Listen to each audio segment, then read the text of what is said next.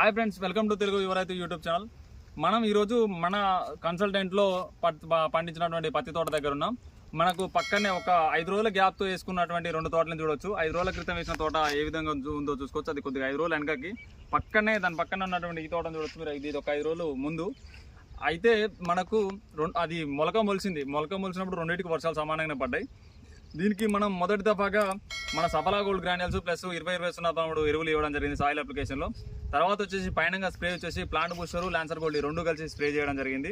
మన plant booster, Lancer gold 2 కలిపి spray చేయడం జరిగింది. మొక్కల యొక్క సైడ్ బ్రాంచెస్ కూడా మీరు చూసినట్లయితే సరే ఈ విధంగా వచ్చేది చూడండి. గణపుకు మధ్యలో చాలా గ్యాప్ తక్కువ ఉంది.